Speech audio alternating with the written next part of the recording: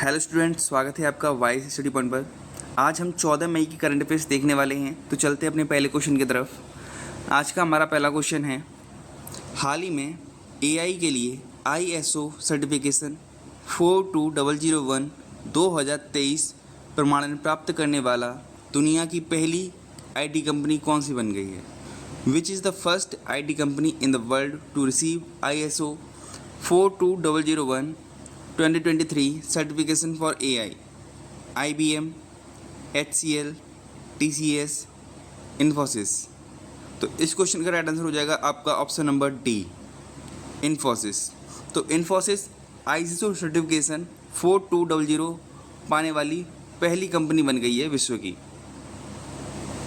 अब बात एआई से रिलेटेड हुई है, तो एआई से संबंधित जो भी प्रश्न बन सकते हैं 2023 और 24 के, वो हम डिस्कस करने वाले हैं। भारत में विश्व के पहले एआई संचालित एंटी ड्रोन सिस्टम को लॉन्च किया गया। इसका नाम क्या था? इंद्रजाल। खुफिया जानकारी एकत्र करने के लिए एआई आधारित ओरन विमान किसने लॉन्च किया? इजराइल। भारत का पहला एआई स्कूल कहाँ खुला था? तो केरल के तिरुवनंतपुरम में खुला, शांतिगिरी विद्या भवन में। मध्य प्रदेश ने जस्ट आस्क नाम से एक एआई चैटबॉट लॉन्च किया है। मेटा प्लस माइक्रोसॉफ्ट ने एआई आधारित नए भाषा मॉडल को लॉन्च किया, इसका नाम क्या है? लामा 2। किस राज्य ने एआई आधारित न्यूज एंकर लीसा का लॉन्च किया था? तो उड़ीसा ने। एलन मस्क ने एआई आधारित स्टार्टअप XAI लॉन्च किया था। किस यूटी यानी केंद्र शासित प्रदेश ने भारत का पहला टेलीमानस चैटबॉट लॉन्च किया? जम्मू कश्मीर। स्टैनफोर्ड यूनिवर्सिटी ने सर्वाधिक एआई निवेश वाले देशों में भारत को कौन सा स्थान दिया? 5वां स्थान दिया। किसने ग्रामीण भारत के लिए एआई चैटबॉट जुगलबंदी लॉन्च किया? तो माइक्रोसॉफ्ट ने लॉन्च किया। जनरेटिव एआई प्लेटफॉर्म टोपाज किसने लॉन्च किया? इन्फोसिस ने किया। ओपन एआई ने एक चैटबॉट लॉन्च किया जिसका नाम था चैट जीपीटी। जीपीटी की फुल फॉर्म क्या होती है? Generative pre train transformer. Russia ने भी अपना एक चैटबॉट लॉन्च किया जिसका नाम था गीगा चैट। गूगल ने अपना चैटबॉट लॉन्च किया जिसका नाम था बार्ड। एआई को गॉडफादर किसे कहते हैं? जेफरी हिंटन को कहते हैं। एआई सुरक्षा पर पहला शिखर सम्मेलन कहाँ पर हुआ? तो ये यूके यानी कि यूनाइटेड किंगडम के ब्लेचली शहर में हुआ। किस एआई ने पीएम मोदी के भाषणों को तमिल में अनुवाद किया? तो भाषणी एआई। भाषण से रिलेट करेंगे, भाषणी। सुप्रीम कोर्ट ने एआई आधारित क्षेत्रीय भाषा अनुवाद उपकरण लॉन्च किया, इसका नाम क्या है? सुवास। ओला ने भारत का पहला एआई मॉडल लॉन्च किया, इसका नाम क्या था? कृत्रिम। दुनिया की पहली एआई रोबोट एक कंपनी में सीईओ कौन बनी है? तो मीका बनी है। मीका के नाम से एक एआई रोबोट जिसको सीईओ बनाया गया है उस कंपनी का। किसने एआई ओडिसी प्रोग्राम लॉन्च किया है? तो माइक्रोसॉफ्ट ने लॉन्च किया है।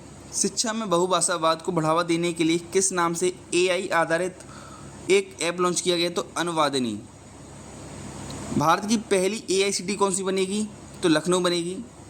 देश का पहला एआई और रोबोटिक्स पार्क यानी कि जिसे हम आर्ट पार्क भी कह रहे हैं, कहाँ लॉन्च किया गया है? तो बेंगलुरु में लॉन्च किया गया है। AI and national security book किसने लिखी है? तो ये विजय खरे और अमित सिन्हा ने ये संयुक्त रूप से लिखी है। भारत की पहली एआई टीचर कौन बनी है? तो एरेश बनी है। रिलायंस हनुमान नाम से एआई चैटबॉट लॉन्च करेगा। दुनिया का पहला एआई सॉफ्टवेयर इंजीनियर डेविन किस कंपनी ने बनाया है? तो ये कॉग्निशन कंपनी ने बनाया है। माइक्रोसॉफ्ट ओपन एआई के साथ मिलकर एआई सुपर कंप्यूटर स्टारगेट बना रहा है। Code dependent living in the shadow of AI book किसके द्वारा लिखी गई है? मधुमिता मुर्गिया के द्वारा लिखी गई है। किस राज्य ने एआई केंद्र स्थापित करने के लिए वर्ल्ड इकोनॉमिक फोरम के साथ समझौता किया है? तो कर्नाटक ने किया है। वर्ल्ड गवर्नमेंट समिट दुबई में भारत ने एआई पावर सड़क सुरक्षा के लिए नोवा गवर्नमेंट पुरस्कार जीता है।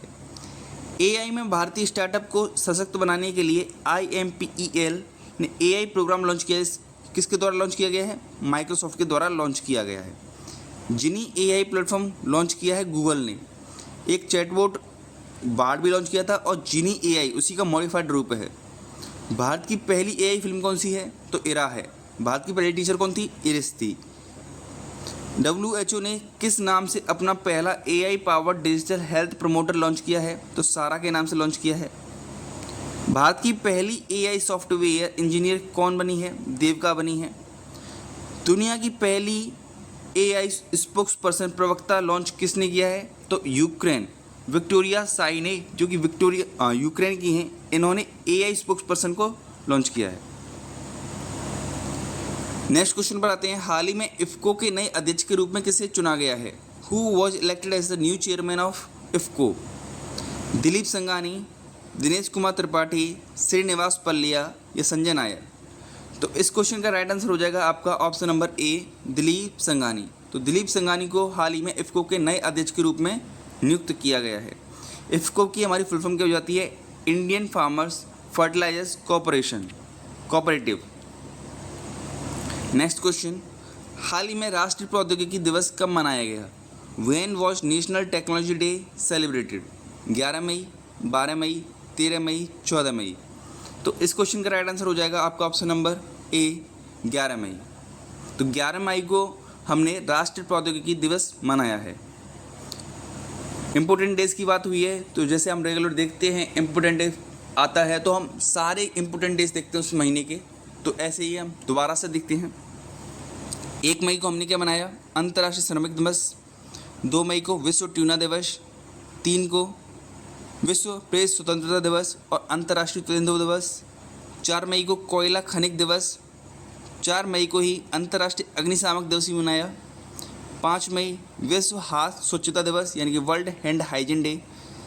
7 मई को विश्व अस्थमा दिवस और 7 मई को ही हमने वर्ल्ड एथलेटिक्स डे भी मनाया। 8 मई को वर्ल्ड रेड क्रॉस डे मनाया और वर्ल्ड थैलेसीमिया डे मनाया। 11 मई को हमने विश्व प्रवासी पक्षी दिवस मनाया और राष्ट्रीय प्रौद्योगिकी दिवस भी मनाया, जिसमें विश्व प्रवासी पक्षी दिवस की थीम क्या रही है? Protect insects and protect birds. Next question, राष्ट्रीय महिला हॉकी लीग 2024-25 के पहले चरण का विजेता कौन रहा? Who was the winner of the first phase of national women's hockey league 2024 and 25? Haryana, Jharkhand, Madhya Pradesh, Maharashtra? तो इस क्वेश्चन का राइट आंसर हो जाएगा आपका ऑप्शन नंबर ए, हरियाणा। तो हरियाणा ने राष्ट्रीय महिला हॉकी लीग 2024-25 के पहले चरण को जीत लिया है। अब देख लेते हैं कुछ हॉकी से रिलेटेड क्वेश्चंस। 2023 के लिए best men's player of the year award किसको मिला है? तो हार्दिक सिंह को मिला है। 2023 के लिए best women's player of the year किसको मिला है? सलीमा टेटे को मिला है। भारतीय महिला हॉकी टीम के कोच कौन हैं? तो हरेंद्र सिंह हैं। पुरुष टीम के क्रैग फुलटन, जो कि साउथ अफ्रीका से आते हैं। FIH hockey's 5S women's world cup ये कहाँ पर हो रहा है? ये हुआ था ओमान की राजधानी मस्कट में हुआ था, जिसको कि नीदरलैंड ने जीता था इंडिया को हराकर। FIH 5S main world cup ये भी कहाँ पर हुआ था? ये भी ओमान की राजधानी मस्कट में हुआ था, इसको भी नीदरलैंड ने जीता मलेशिया को हराकर। अब बात हॉकी की हुई है तो इसकी फेडरेशन की बात कर लेते हैं। FIH यानी फेडरेशन ऑफ इंडियन हॉकी की स्थापना कब हुई थी? इंटरनेशनल हॉकी की स्थापना कब हुई थी? 1924 में हुई थी। हेडक्वार्टर कहाँ है इसका? मुख्यालय लुज़ेन, स्विट्जरलैंड में। इसके अध्यक्ष हैं मोहम्मद तैयब इकराम। 1928 में भारत FIH का सदस्य बनने वाला पहला एशियाई देश बना था। नेक्स्ट क्वेश्चन, हाल ही में भारत में चीन के राजदूत कौन बने हैं? Who has become the China's ambassador to India? Sun Weidong, Liu Cheng, Xu Fei Hong, Wei Wei? तो इस क्वेश्चन का राइट आंसर हो जाएगा आपका ऑप्शन नंबर सी, जू फेई होंग। तो जू फेई होंग भारत में चीन के राजदूत के रूप में नियुक्त हुए हैं। नेक्स्ट क्वेश्चन, हाल ही में उर्दू साहित्यकार सलाम बिन रज्जाक का निधन हो गया। उन्हें किस वर्ष साहित्य अकादमी पुरस्कार मिला था? Urdu literature Salam bin Razzaq passed away in which year did he receive the Sahitya Akademi award? 2002, 2003, 2004, 2005? तो इस क्वेश्चन का राइट आंसर हो जाएगा आपका ऑप्शन नंबर सी, 2004। 2004 में इनको साहित्य अकादमी पुरस्कार मिला था, जिनका कि हाल ही में निधन हो गया है।